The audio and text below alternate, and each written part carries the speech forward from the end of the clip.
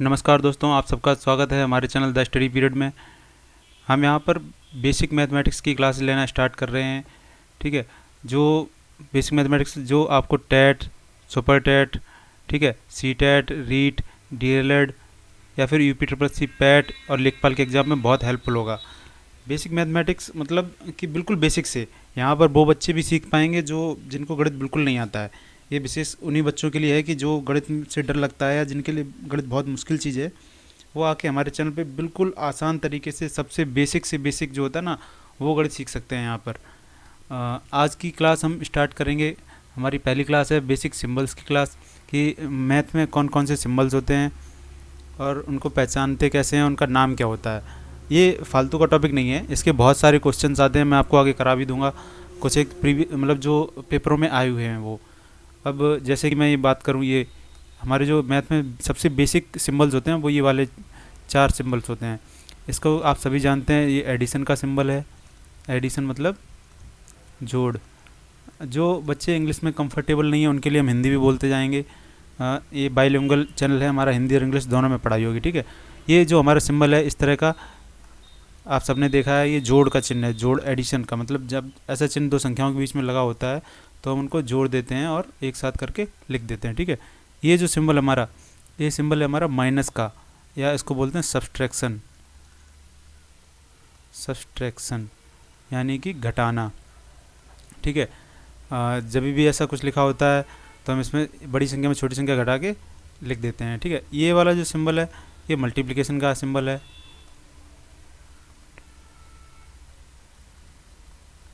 गुणा। ठीक है, आप ये मत समझिए कि मैं आपको फालतू चीज़ें पढ़ा रहा हूँ या कुछ। मुझे पता है बहुत 95% लोगों को ये सारे सिंबल्स आते ही होंगे। ये बेसिक वाले तो आते होंगे, शायद बाद वाले ना आते हों, पर कोई बात नहीं, एक बार रिवाइज़ कर लीजिए। कुछ टाइम नहीं आपका जाएगा, बहुत कम समय में ये पढ़ा दूंगा मैं। ये डिवीज़न का सिंबल है, यानी कि भाग। ठीक है, अब बेसिक सिंबल्स के आगे बात करें तो हम कंपैरिजन सिंबल्स आते हैं, मतलब कि तुलनात्मक चिन्ह, कि गणित में जिनसे तुलना हो जाती है, तुलना की जाती है दो संख्याओं के बीच में। तुलनात्मक चिन्ह, कोई दो संख्याएं आपके सामने लिखी हैं तो इनकी तुलना करना कि कौन सी संख्या बड़ी है कौन सी संख्या छोटी है, ये बताना इन चिन्हों का काम होता है। जैसे ये जो चिन्ह है हमारा, जिसमें आप ध्यान से देखिए, इस तरफ पतला हिस्सा है, नोक है, और इस तरफ ये खुला हुआ है, बड़ा करके लिख देते हैं इस तरह का। ठीक है, एक साइड में नोक होती है, दो तरफ खुला हुआ होता है। ठीक है, तो इस तरह के चिन्ह को हम क्या बोलते हैं, इज लेस देन। ठीक है, इज लेस देन यानी कि से कम है, हिंदी में अगर हम बोलेंगे तो से कम है। ठीक है, इसका एग्जांपल अगर आप लिखना हो तो आप कैसे समझेंगे इस बात को। जैसे अगर कहीं पे लिखा है कि 10, ये सिंबल बना है, और 13, तो इसका मतलब क्या है, 10 इज लेस देन 13, 10 13 से छोटा है। या फिर ऐसे ही लिखा हो ए, तो यहाँ का मतलब है ए इज लेस देन बी, मतलब ए की कोई ऐसी वैल्यू है जो बी से छोटी है। ठीक है, अगला चिन्ह हमारा है ये वाला, इसका मतलब इसका ठीक उल्टा है, इज ग्रेटर देन, मतलब से अधिक है या से ज़्यादा है। ठीक है, जैसे यहाँ पे लिखा हो P is greater than Q, इसका मतलब जो है P है ना वो Q से बड़ा है, P की वैल्यू Q से ज़्यादा है। ठीक है, इस वाले चिन्ह को देखिए आप, इसका चिन्ह का मतलब है, आप देखिए ये दो चिन्हों का कॉम्बिनेशन है, एक ये और एक नीचे इक्वल टू वाले का, यानी कि इसका मतलब है इज लेस देन और इक्वल टू। इसका मतलब है कि अब एक चीज़ इसमें देखने वाली है, जो बच्चे अक्सर मैंने देखा है काफ़ी गलती करते हैं, ये जो लिखा और का मतलब क्या होता है, यहाँ पे लिखा इज़ लेस देन और इक्वल टू, यहाँ पे दो कंडीशंस हैं, एक नहीं है, या तो वो चीज़ छोटी है या फिर वो बराबर है। मतलब इसका आप समझिए कि अगर यहाँ पे इस तरह से लिखा है P is less then Q, तो इसके दो मतलब बन रहे हैं। ठीक है, या तो P Q से छोटा होगा या फिर क्या होगा, P Q के बराबर होगा। दोनों चीज़ें एक साथ कभी नहीं होंगी, ये बात आपको ध्यान रखनी है कि दोनों चीज़ें एक साथ कभी नहीं होंगी, या तो P Q से छोटा होगा या फिर P Q के बराबर होगा। ये छोटी सी बात है पर ये कहीं ना कहीं आपके काम आएगी ज़रूर। सेम यही बात इसके साथ होती है कि इज ग्रेटर देन और इक्वल टू। ठीक है, यहाँ पर भी वही बात है बिल्कुल कि जो बीच में जो और लगा है वो दोनों बातों को अलग अलग कर रहा है, बीच में जो और लगा है वो दोनों बातों को अलग अलग कर रहा है, या तो वो चीज़ बड़ी है या फिर उसके बराबर है। ठीक है, अब जो अगला सिंबल है ये तो सबको कोई पता है, इसका सिंबल को कहते हैं इक्वल टू, मतलब दोनों चीज़ें बराबर हैं, बराबर हैं। जहाँ पे इस तरह से कहीं लिखा हो m इक्वल टू n, तो इसका मतलब है m की जो वैल्यू है वो n के बराबर है, इसमें ज़्यादा कुछ नहीं सोचना है। ठीक है, अगला जो हमारे पास सिंबल है वो है ये बराबर का कटा हुआ चिन्ह, इसका मतलब है इज नॉट इक्वल टू, मतलब कि वो बराबर नहीं है। मतलब कोई भी दो संख्याएं अगर लिखी हैं जिनकी हमें वैल्यू नहीं पता और बीच में चिन्ह लगा p is not equal to q, इसका मतलब p और q की वैल्यू जो बराबर नहीं है, p और q आपस में बराबर नहीं है। ठीक है, अब बात करते हैं ब्रैकेट्स की, कि मैथमेटिक्स में ब्रैकेट्स कितने होते हैं। तो हमारे मैथ में, गणित में ब्रैकेट्स मतलब कोष्टक। ठीक है, ब्रैकेट्स मतलब कोष्टक। ये जो हमारा इस तरह का चिन्ह होता है इसको हम बोलते हैं लाइन ब्रैकेट या फिर विनिकुलम, इसको विनिकुलम भी बोला जाता है। ठीक है, रेखा कोष्टक, हिंदी में इसको बोलेंगे तो हम रेखा कोष्टक। ठीक है,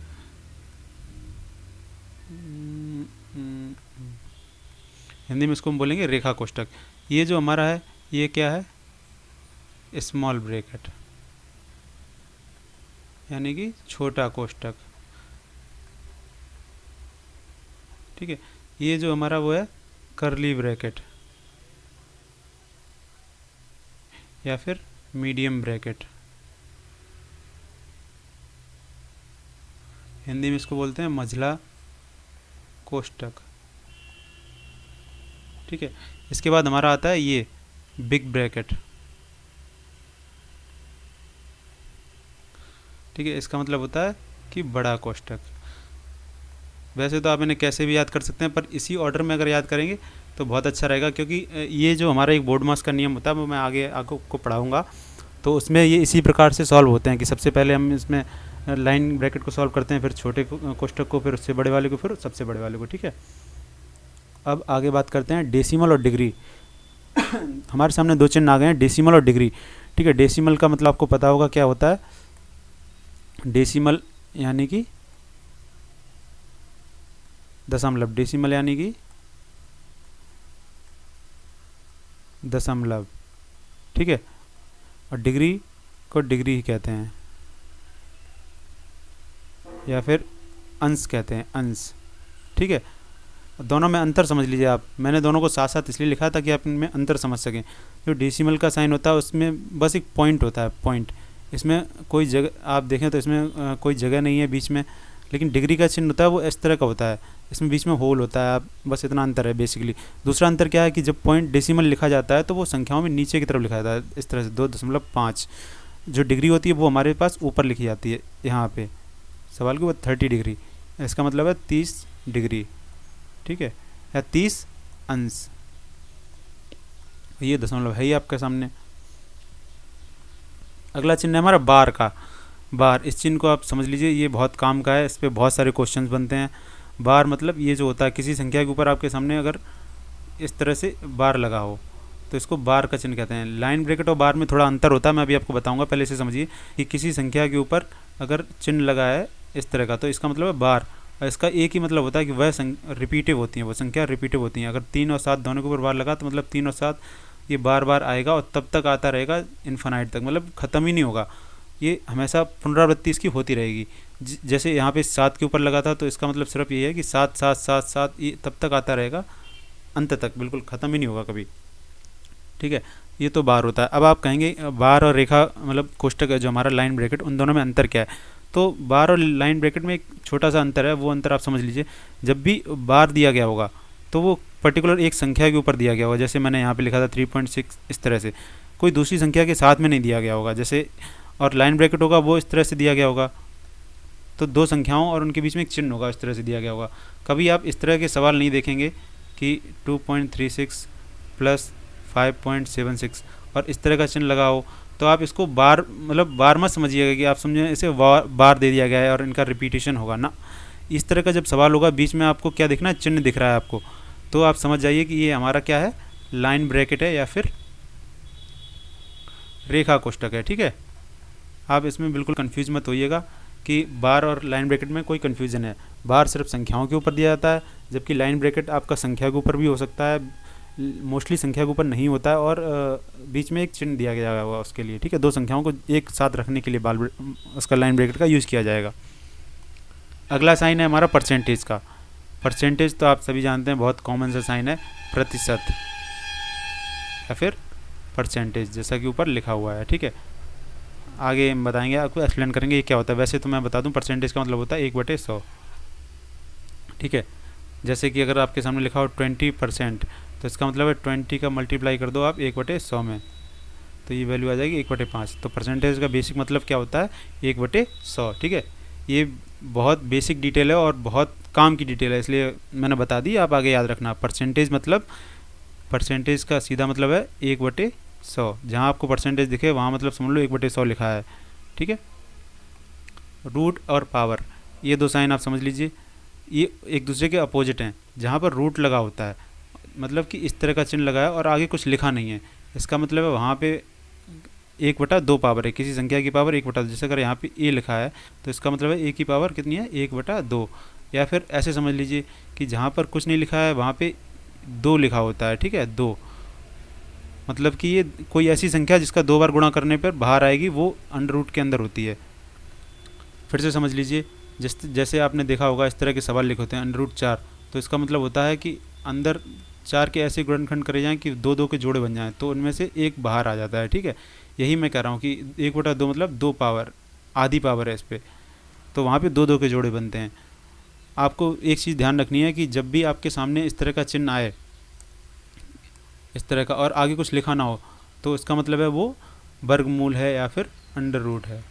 ठीक है, लेकिन यही चिन्ह अगर उसके आगे कुछ लिखा हो यहाँ पे छोटा सा, तो ये क्या हो गया, घनमूल। ठीक है, और होगा तो ये हो गया 4th रूट हमारा। ठीक है, चतुर्थ मूल बोल सकते हैं इसको। लेकिन अगर कुछ नहीं लिखा है तो वो हमेशा वर्गमूल रहेगा। ठीक है, एक ये चिन्ह होता है, आगे आप देख लीजिए, ये वाला जो चिन्ह है, ठीक है, ये जो चिन्ह है ये भी घात का चिन्ह है। जैसे हम लोग लिख देते हैं 5⁻²। ठीक है, तो इसको इस तरह से भी लिखा जाता है, इस तरह से। आप लोगों ने देखा नहीं होगा, पर मैं बता दूं, आप कैलकुलेटर वगैरह यूज़ करो अगर मोबाइल वगैरह में, तो आपको इस तरह का दिख जाएगा। ये चिन्ह एक्चुअली ऊपर में होता है, ऊपर की तरफ होता है,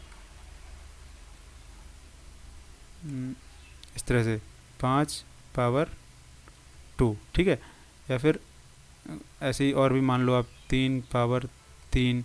तो ये जो चिन्ह होता है घात का चिन्ह होता है। यहाँ पे इस तरह से भी लिख सकते हैं इनको कि x⁻y। तो ये ऊपर लिखा होता है वो घात होती है, और इसको इस तरह से भी लिखा जा सकता है इस चिन्ह के द्वारा कि x⁻y। ठीक है, आगे देखिए, एक चिन्ह आता है हमारा गणित में पाई का, इसको बोलते हैं पाई, हिंदी में भी अंग्रेजी में भी। ठीक है, ये बहुत इंपॉर्टेंट है। इसमें सबसे इम्पोर्टेंट बात ये आपको याद रखनी है कि पाई एक अपरिमेय संख्या है।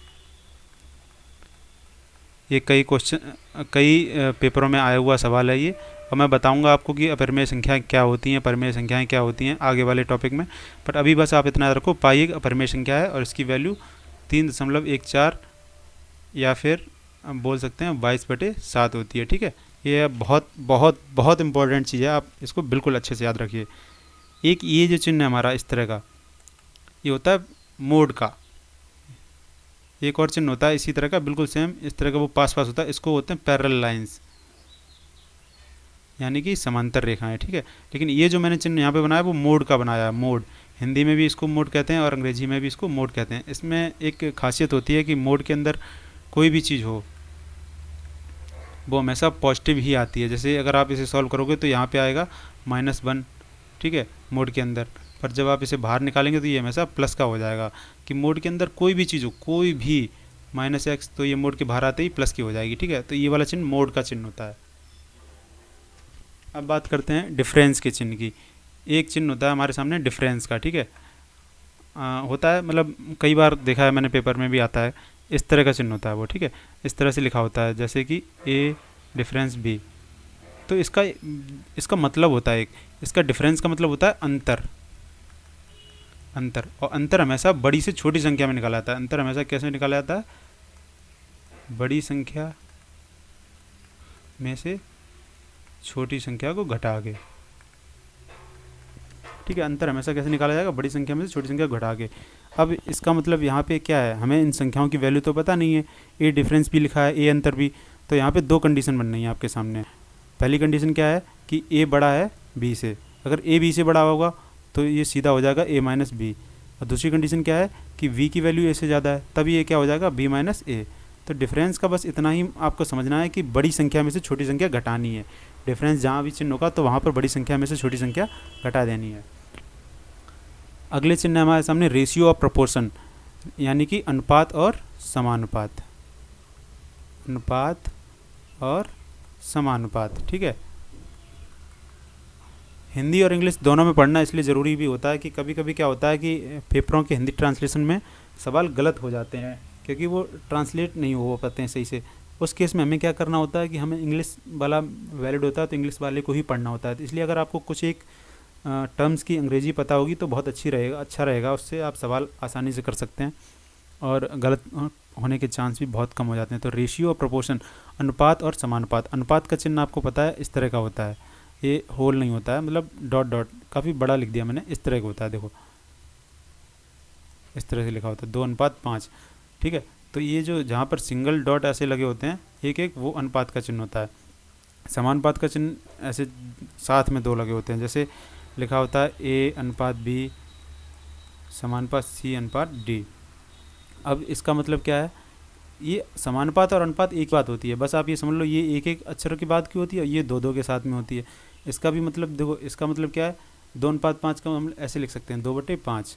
ठीक है, और इसको हम कैसे लिख सकते हैं? A/B और दोनों का बटे C/D, क्योंकि ये जो अनुपात हैं वो बटे में जाएंगे इसके जैसे। ठीक है, और दोनों समानुपात में है तो उन दोनों का पूरे में बटे हो जाएगा, A/B बटे C/D। इस तरह से इनको लिख सकते हैं। आप अभी बस इतना याद रखिए कि ये जो चिन्ह है हमारा, ये जो चिन्ह है वो हमारा किसका है? अनुपात का। ये जो चिन्ह हमारा वो किसका? समानुपात का। ठीक है, डिटेल में हम आपको आगे पढ़ा देंगे, बिल्कुल अच्छे से बाद में पढ़ा देंगे। अब कुछ ज्योमेट्रिक चिन्हों की बात कर लेते हैं। ये जब अभी मैंने आपको बताया था कि दो लाइनें साथ साथ होती हैं तो ये क्या होती हैं? पैरेलल लाइंस या फिर समांतर रेखाएं। अब आपको लग रहा होगा कि मतलब मैं ऐसी बातें बता रहा हूँ कितनी आसान सी हैं, पर कोई बात नहीं, ये पेपर में आती हैं। आज सवालों में ये छोटी छोटी डिटेल्स आपको नहीं पता होंगी तो आप बड़े बड़े सवाल नहीं कर पाएंगे। खैर बड़े सवाल तो नहीं आते, फिर भी ये वाला चिन्ह हमारा परपेंडिकुलर या फिर लंब का।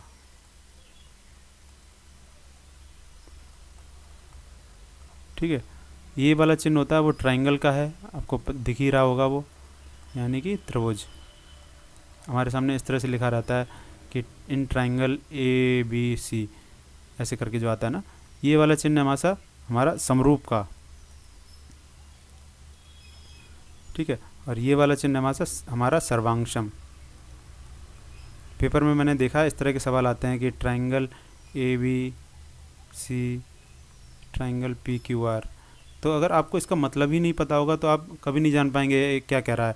इस तरह से ट्राइंगल BCD और सर्वांशम ट्राइंगल QRS, तो आपको इनके मतलब पता होने चाहिए कि ये इसका मतलब क्या है, इसका मतलब क्या है। जब आपको इनके मतलब पता होंगे तभी आप सवाल को समझ पाएंगे, तभी आप सवाल कर पाएंगे।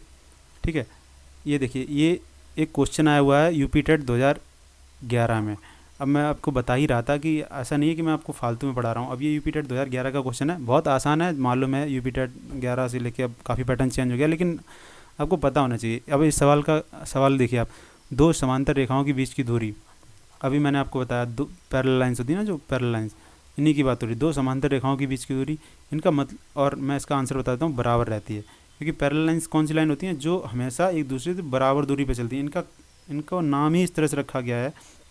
इनका मतलब ही यही होता है कि समांतर, मतलब समांतर को आप अगर संधि विच्छेद करोगे हिंदी में तो होगा समान अंतर। ठीक है, यानी कि समान अंतर या समांतर। तो मतलब जो अंतर इनका यहाँ पे होगा, जितनी दूरी आपस में यहाँ पे होंगी उतनी ही यहाँ पे होंगी। ऐसे ही चलते चले आप एंड में देखोगे ना तो इतनी ही यहाँ पर होंगी। तो जो रेखाएं कभी आपस में मिलती नहीं हैं, जो रेखाओं के बीच की दूरी हमेशा बराबर रहती है तो वो दोनों रेखाएं समांतर रेखाएं होती हैं, ठीक है।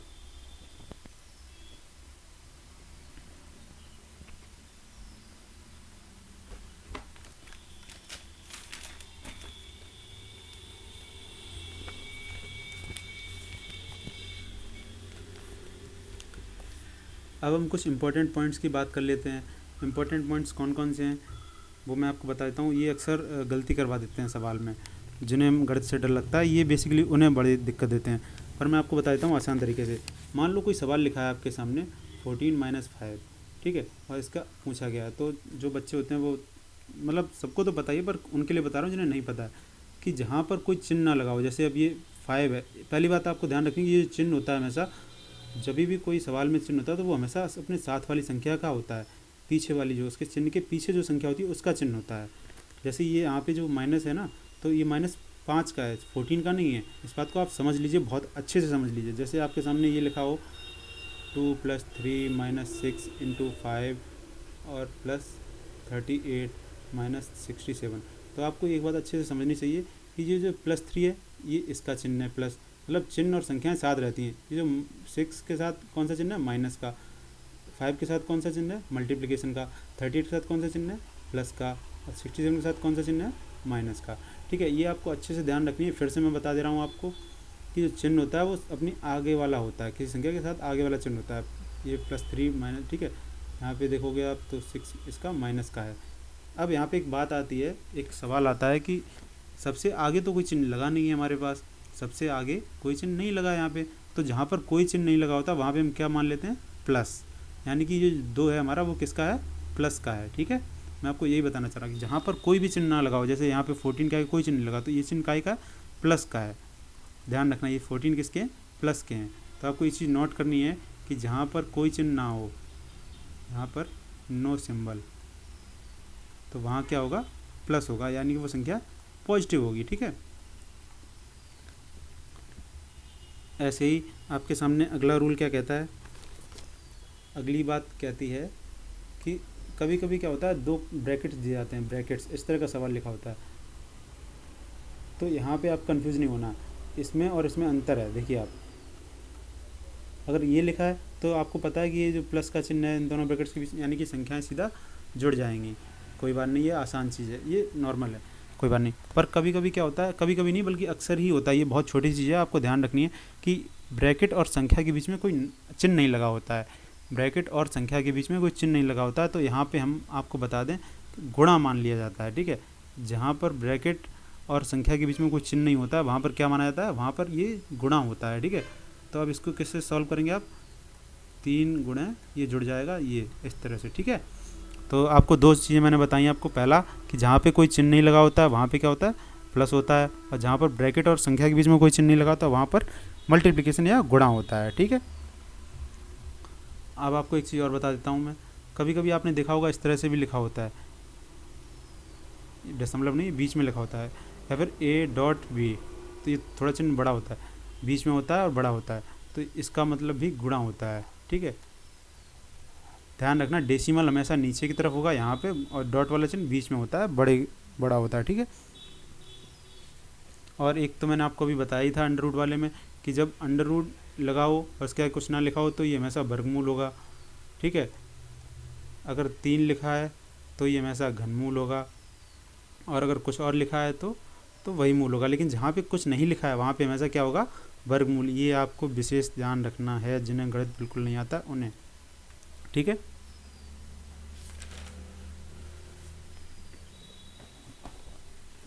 अब बात करते हैं थोड़े प्रैक्टिस क्वेश्चंस की, कि मैथ में इस तरह के सवाल आते भी हैं कि नहीं आते हैं। देखिए मैथ में इस तरह के सवाल आते हैं, बिल्कुल आते हैं।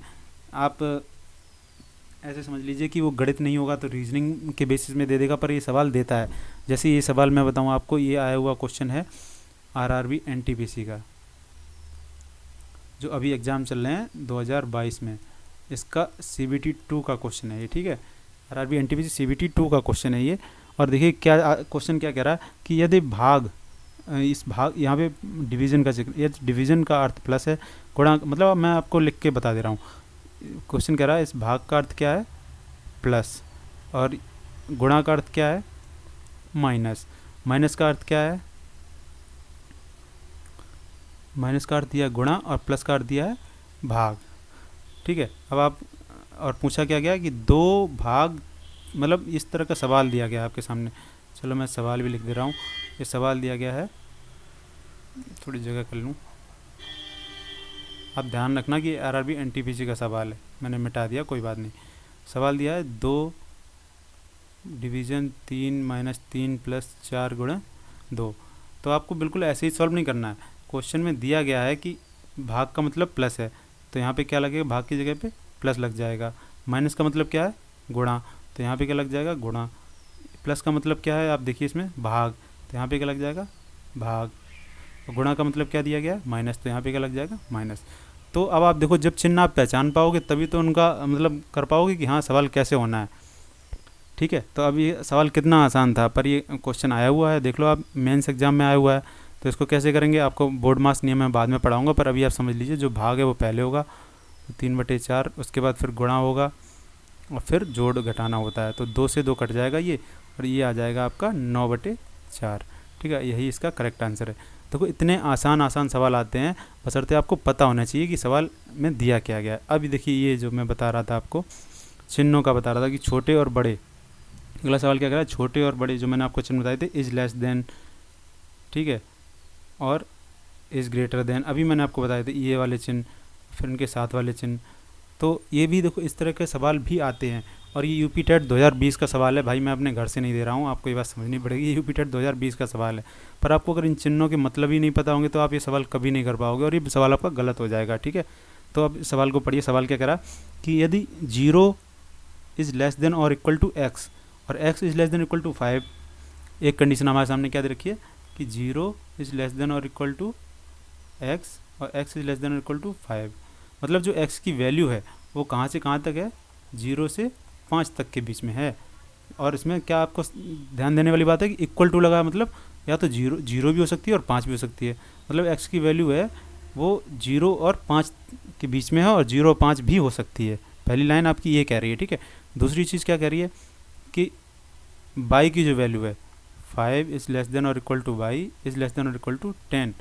मतलब कि जो y की वैल्यू है वो क्या कह रही है, x यहाँ पे ये दिखा, तो y की वैल्यू क्या कह रही है कि 5 और 10 के बीच में है, और इसमें 5 भी शामिल है और 10 भी शामिल है। अगर ये इक्वल टू का साइन नहीं लगा होता तो मैं नहीं कहता कि 5 और 10 शामिल है। अगर इस तरह की कंडीशन होती हमारे सामने, ठीक है, तो ये संख्या y की वैल्यू पता क्या होती, 5 से बड़ी होती, 6, 7, 8, 9, 10, मतलब 10 नहीं होती तो 5 से लेकर 9 तक होती, बीच में भी हो सकती थी, कोई भी हो सकती थी, 5, 6, 7, 8, 9 मान लेते हैं पूर्णांक। पर ये कभी 5 नहीं होती, 5 कभी नहीं होती और ये 10 कभी नहीं होती, क्योंकि इसमें इक्वल टू वाला साइन लगा। पर आप यहाँ देखो गौर से, यहाँ पे क्या 5 लेस देन और इक्वल टू, यानी कि ये या तो 5 से मतलब 5 के बराबर है या फिर 5 से बड़ी है, तो मैंने 5 को शामिल किया है इसमें। ठीक है, आपको ये चीज़ ध्यान रखनी पड़ेगी। अब आपके सामने 2 कंडीशंस बन के आ गई हैं सवाल में कि x की वैल्यू क्या है और y की वैल्यू क्या है। x की वैल्यू क्या है 0 से 5 और y की वैल्यू क्या है 5 से 10। तो सवाल क्या कर रहा है, तब x/y का अधिकतम मान क्या होगा। ठीक है, अब उसने क्या आपसे पूछा, x/y का अधिकतम मान पूछा है, और हमें पता है x की वैल्यू कहाँ से कहाँ तक हो सकती है, 0 से 5 तक, और y की वैल्यू कहाँ से कहाँ तक हो सकती है, 5 से 10 तक। ठीक है, अब आपको एक चीज़ और पता होनी चाहिए, वो मैं आपको बाद में पढ़ाऊँगा फ्रैक्शंस में। ये भिन्न है, ये क्या है, भिन्न है, फ्रैक्शन का रूप है। पर आपको मैं नॉर्मली बता दूं, भिन्न में अगर हर छोटा होगा, हर छोटा होगा तो उसका हर छोटा हो और अंश बड़ा हो, अंश बड़ा हो और हर छोटा हो तो भिन्न बड़ी हो जाती है। मतलब जितना छोटा हर होगा उसका भिन्न उतनी ही बड़ी होगी। ठीक है, जैसे अगर आपके सामने लिखा हो यहाँ पर 5/5 लिखा है। ठीक है, एक बार लिखा 5/4, एक बार लिखा 5/3, 5/2, तो आपको बताओ इनमें सबसे बड़ी भिन्न कौन सी है। सबसे बड़ी भिन्न वो है जो जिसका हर सबसे छोटा है, अंश बराबर है आपको दिख रहा है, लेकिन जिसका हर सबसे छोटा है वो भिन्न सबसे बड़ी होगी, जिसका हर सबसे बड़ा होगा वो भिन्न छोटी होगी। जैसे मान लो आप 5/10 लिखा है तो ये इससे भी छोटी होगी, क्योंकि इसका हर इन सबसे बड़ा है, ऊपर अंश तो बराबर है, तो जितना बड़ा हर होगा उतनी छोटी भिन्न होगी। ठीक है, तो इसी हिसाब से आप यहाँ पर लगा लो कि हमें क्या चाहिए, इस भिन्न का मान अधिकतम चाहिए। क्या चाहिए, अधिकतम। अधिकतम कब होगा, जब हमारा हर हो छोटे से छोटा, और छोटे छोटा हम कितना ले सकते हैं, 5। मैंने बोला ना y की वैल्यू 5 से 10 तक है, यहाँ पे दी हुई ना कंडीशन, तो y की वैल्यू हम क्या ले सकते हैं 5, और बड़े से बड़ा अंश क्या ले सकते हैं हम ये दिया x, वो भी हम क्या लिख सकते हैं 5, क्योंकि 5 इसमें शामिल है, तो बड़े से बड़ा अंश क्या है 5। अब आप इसको देखो सॉल्व करके, 5 से 5 कट जाएगा तो ये वैल्यू आ जाएगी 1, यानी कि जो हमारी x/y है इसकी जो अधिकतम वैल्यू है वो 1 ही हो सकती है, 1 से ज़्यादा नहीं हो सकती। अधिकतम वैल्यू इसकी क्या हो सकती है 1। तो आप देखो इतना आसान सा सवाल आया है, बशर्ते आपको इन चिन्हों के मतलब पता हो।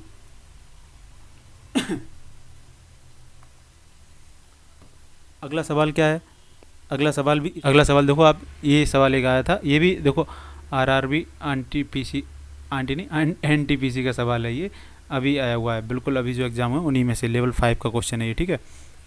अब आप इसमें देखो क्या बोला है, माइनस को भाग से और 3 को 6 से आपस में बदल दिया जाए, मतलब दोनों को आपस में बदलना है, जहाँ पे माइनस हो वहाँ भाग कर देना है और जहाँ पर भाग हो वहाँ पे माइनस कर देना है, जहाँ पे 3 है वहाँ पे 6 कर देना है, जहाँ पे 6 है वहाँ पे 3 कर देना है। बस आप इतना कर लो, आंसर आ जाएगा। जैसे आपको पहला ही दिया गया था 6 + 3 - 3 × 2 = 5। अच्छा, कोई इसका शॉर्ट ट्रिक नहीं है कि मैं आपको कोई बता दूं कि इनमें से पहला ऑप्शन ये ट्राई करो, दूसरा ऑप्शन ये ट्राई करो ना, बिल्कुल आपको कर करके ही देखना पड़ेगा, चिन्ह बदलते जाओ। अब बहुत सिंपल सी क्वेश्चन है, ज़्यादा टाइम नहीं लगना चाहिए आपको। 4 + 6 की जगह 3 कर देना है, भाग की जगह माइनस कर देना है, 3 की जगह 6 कर देना है, माइनस की जगह भाग कर देना है, 3 की जगह 6 कर देना है, गुणा 2 और 5। अब आप इसको सॉल्व कर लीजिए, 6 में से 6 ये भाग करके 1 हो जाएगा, 4 + 3 - 1 × 2, यानी कि क्या आ रहा है 7 - 2 = 5। तो आपका फर्स्ट वाला इक्वेशन ही सेटिस्फाई कर गया है, ठीक है।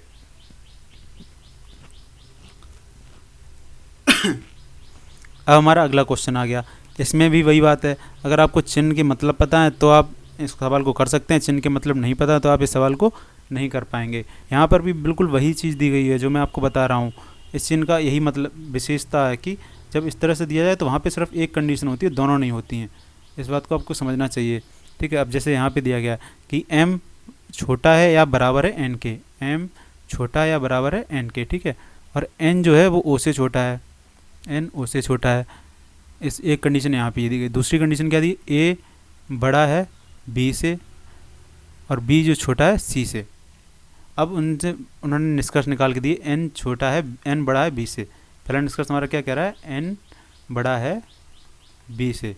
n और b का रिलेशन देखो आप कहाँ से मिल रहा है, n है यहाँ पे, b है यहाँ पे, ठीक है। अब इनमें कॉमन क्या है, इनमें कॉमन क्या है, ABC MNO, अच्छा हाँ, C बराबर O के, कॉमन O चीज़ है, O बराबर मतलब O कॉमन है। देखो C O के बराबर है दिया है, B जो C से छोटी है यानी कि B O से भी छोटा हो गया, हमारा B O से छोटा हो गया, ठीक है। हमें रिलेशन M N और B में चाहिए था ना, अब B हमारा क्या आया, B और O में रिलेशन निकाल लिया हमने, तो B हमारा क्या आया, O से छोटा आ रहा है, ठीक है। एक यहाँ से ये बात निकल के आई। इस वाले में O और N का रिलेशन निकाल लेते हैं हम, N क्या है, N भी O से छोटा है, ठीक। तो अब हमें दो बातें पता चल गई, N O से छोटा है और B O से छोटा है। तो अब यहाँ पे क्या लिखा है, N B से बड़ा है, N B से बड़ा है, हो भी सकता है और नहीं भी हो सकता है। ये बात बिल्कुल क्लियर तो है नहीं भाई, O से दोनों छोटे हैं ये बात पता है, यानी कि ये हो भी सकते हैं और नहीं भी हो सकते हैं, हमें नहीं पता इसके बारे में। दूसरी कंडीशन क्या कर रही है, C बड़ा है M से, दूसरा हमारा क्या कर रहा है, C बड़ा है M से।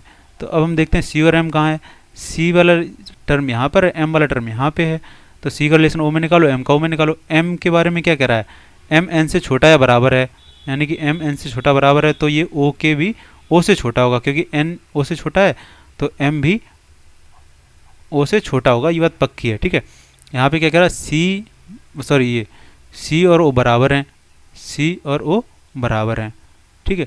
C और O बराबर हैं यानी कि O की जगह हम C लिख सकते हैं, तो M C इस तरह से, मतलब M C से छोटा है या फिर C M से बड़ा है, ये बात बिल्कुल सही है। तो आप इसमें देखोगे कि केवल ये चीज़ बिल्कुल 100% सही है, और ऊपर वाले में हो भी सकता है और नहीं भी हो सकता है। तो इसका आंसर केवल ये वाला होगा कि केवल निष्कर्ष 2 पालन करता है, क्योंकि ये चीज़ हमें 100% सही पता चल गई है, ठीक है।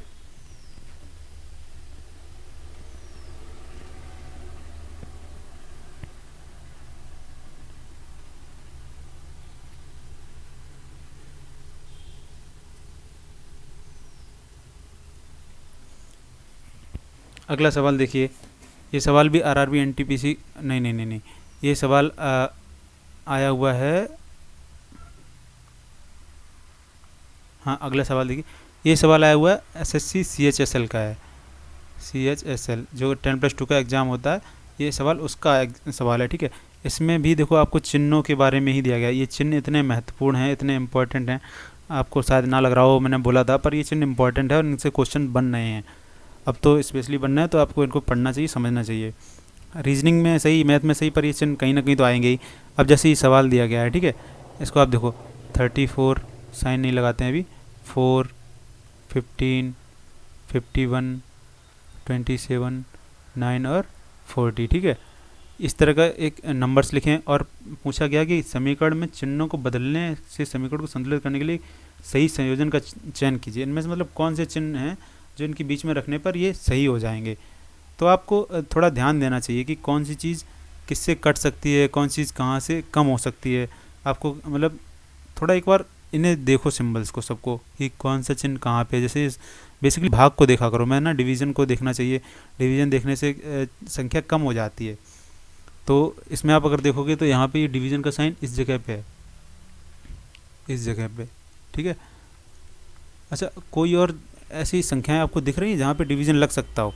क्योंकि डिवीज़न का चिन्ह इसमें भी दिया है, इसमें दिया, सब में दिया है, पर आप देखो कहीं पे भी ऐसा है जहाँ पे डिवीज़न का चिन्ह लग सकता है और वो कम्प्लीटली कट जाए, कहीं पे भी नहीं है।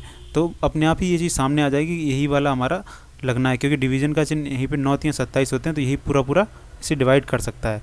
तो आप बाकी के चिन्ह आप रख दो इसमें, प्लस, गुणा, माइनस, बराबर और ये प्लस, ठीक है। अब इसे सॉल्व करके आप देखोगे तो यही वाला आंसर, मतलब यही पूरा इक्वेशन सेटिस्फाई कर जाएगा, ठीक है। ऐसे ही अगला सवाल है, आप इसका स्क्रीनशॉट ले लो, आप अपने खुद से ट्राई करके देखना। इसमें भी आपको बस यही करना है कि समीकरण को संतुलित करने के लिए इक्वेशंस रखने हैं, ठीक है। आप फिर से वही करो, नंबर ऐसे लिख लो आप, ठीक है। 14, 3, 19, 17। आप देखो कहाँ पे है कि डिवीज़न लग के बिल्कुल आसानी से पूरी पूरी चीज़ कट सकती है। आप इसका टाइम इसी तरह बचा सकते हो, डिवीज़न का चिन्ह देखो और देखो कहाँ पे डिवीज़न का साइन रखने पे चीज़ें आसानी से कट जाएंगी पूरी पूरी कम्प्लीटली, क्योंकि यहाँ पे आप देखो कोई फ्रैक्शन नहीं है। फ्रैक्शन मतलब कोई बटे में नहीं है, कोई दशमलव में नहीं है, सब पूर्णांक हैं। पूर्णांक होने का मतलब है कि जहाँ भी डिवीज़न होगा, जहाँ पे भाग का चिन्ह होगा, वो पूरा पूरा संख्या को काट रहा होगा। जैसे हम बात करें इस वाले में भाग का चिन्ह यहाँ पे है, यानी कि इस जगह पे। तो आप ज़रा चेक करके बताओ 3 और 19 में कोई डिवीज़न हो सकता है क्या? नहीं हो सकता है। तो मैं वही कह रहा हूँ आपसे कि डिवीज़न का चिन्ह देखो कि कहाँ पे संख्या को पूरा पूरा काट सकता है। तो मैंने इसमें देखा कि यहाँ पे प्लस, यहाँ पे डिवीज़न, तो आप देखो 8 से 88 बिल्कुल कट सकता है 11 बार, ठीक है। तो इसका मतलब इसी को सबसे पहले चेक करना चाहिए। अब आप इसे चेक करोगे तो ये 11 हो जाएगा, ये 67 प्लस माइनस 14, ये हो जाएगा 42 माइनस 19 इज इक्वल टू 17। आप चेक करोगे तो ये आंसर सही आ जाएगा। तो इन सवालों को टाइम बचाने के लिए बस आपको डिवीज़न का चिन्ह चेक करना है कि कहाँ से डिवीज़न से चीज़ें कट रही हैं, ठीक है। इसमें देखो आप, ये सवाल बहुत आसान है और ये सवाल आए हुए हैं, मैं अपने घर से नहीं दे रहा हूँ, ये बात मैं फिर बता रहा हूँ आपको। ये भी एसएससी 10+2 CHSL वाले एग्ज़ाम का है, 2022 का एग्ज़ाम का क्वेश्चन है ये, ठीक है। इसमें देखो m का अर्थ माइनस है, मतलब जहाँ पे m लिखा है हमें वहाँ पे क्या लिखना है, माइनस। जहाँ पे n लिखा है वहाँ पे हमें लिखना है भाग। जहाँ पे o लिखा है वहाँ पे हमें लिखना है गुणा, और जहाँ पे p लिखा है वहाँ पे हमें लिखना है प्लस। तो इस सवाल को कर लेते हैं। सवाल को करेंगे अब 38 o 13 n 19 m 27 p 38 o 3 p 43 m 68, ठीक है। अब इनमें आप इनके अकॉर्डिंग साइन रख दो। जहाँ क्या है 38 o की जगह क्या लिखा था हमारा गुणा, ठीक है। n की जगह पे क्या लिखा है हमारा भाग, m की जगह पे क्या लिखा माइनस, p की जगह पे क्या लिखा है प्लस 38, o की जगह पे क्या लिखा गुणा, p की जगह पे क्या लिखा है प्लस 43 m माइनस 68। इसको आप सॉल्व कर लीजिए, आपका आंसर आ जाएगा, ठीक है। तो आप देखो चिन्हों का आपको पता होगा तभी आप उन्हें सॉल्व कर पाओगे। अब ये बोर्ड मास का क्वेश्चन बन गया है कि कौन सी चीज़ पहले सॉल्व की जाए, कौन सी चीज़ बाद में सॉल्व की जाए, और उससे आप निकालोगे तो आंसर आ जाएगा आपका, ठीक है। अगला सवाल देखिए, ये फिर वही बात आ गई आपको कि कुछ नंबर्स दे दिए जाते हैं ऐसे 45, 9, 375 133। आप देखो सब में बराबर लास्ट में दिया, मतलब यहाँ पे तो फिक्स है, इक्वल टू ही आना है। पर आपको फिर वही बात मैं बता रहा हूँ, सबसे पहले आप डिवीज़न का साइन देखो कहाँ पे दिया गया है। डिवीज़न रख के देखो कि क्या चीज़ें पूरी पूरी कट रही हैं। जैसे इस वाले की बात करो आप, डिवीज़न कहाँ पे आएगा, इस जगह पे, ठीक है। तो आप देखो 5 से 7 कट जाएगा, नहीं कटेगा। इस वाले में डिवीज़न कहाँ पे, सेकंड नंबर पे, इस जगह पे, ये डिवीज़न से कट सकता है, ठीक है। ये हो सकता है, एक पॉसिबिलिटी आपकी ये वाली हो सकती है। यहाँ पे देखो डिवीज़न कहाँ है, पहले नंबर पे, 9 पर 72, ये भी पॉसिबिलिटी हो सकती है, ये भी पॉसिबल है, ठीक है। पर अब यहाँ पे क्या करना पड़ेगा आपको, इक्वेशंस में वैल्यू रख के देखनी पड़ेगी, ठीक है। तो आप इनको जब रख के देखेंगे तो आपके सामने सवाल क्लियर हो जाएगा। तो शुरुआत ऊपर से कर लेते हैं।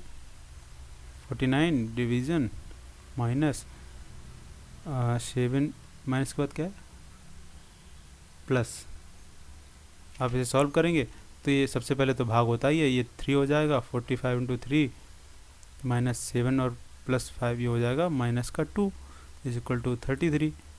अब आप इसे सॉल्व करेंगे तो ये आ जाएगा 135 माइनस 2 इज इक्वल टू 133, आ जाएगा 133 इज इक्वल टू 133। तो इससे आ जाएगा हमारा पहला वाला इक्वेशन सही है।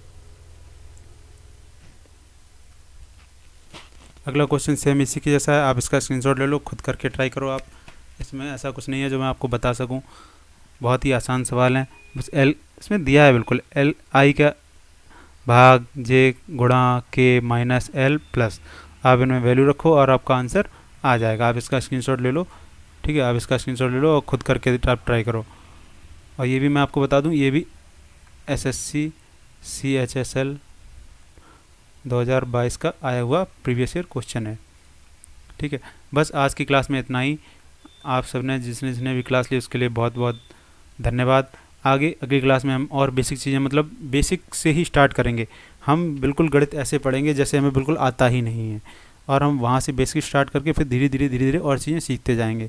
मैं फिर से बता देना चाहता हूँ, ये क्लास विशेषकर BTC वाले जो बच्चे हैं, DLED वाले, ठीक है, जो टीचिंग एग्ज़ाम की तैयारी कर रहे हैं, टीचिंग एग्ज़ाम जो है ना आपके CTET है, रीट है, या सुपर टेट है, टेट है, ऐसे एग्ज़ाम के लिए बहुत बेनिफिशियल है कि इनमें मैथ बड़ा बेसिक लेवल का आता है, कि आपको बेसिक कॉन्सेप्ट पता हो। बाकी अगर मैं कहूँ तो ये लेखपाल के एग्ज़ाम के लिए भी इम्पोर्टेंट है, पैट का जो एग्ज़ाम आ रहा है उसके लिए भी ठीक है। इन सब में बेसिक लेवल के ही क्वेश्चन आते हैं, और इन सभी एग्ज़ामों के लिए हमारी क्लास ही बेस्ट होने वाली है। आप बस रेगुलर इसको देखते रहिए, ठीक है। बहुत बहुत धन्यवाद, फिर मिलेंगे।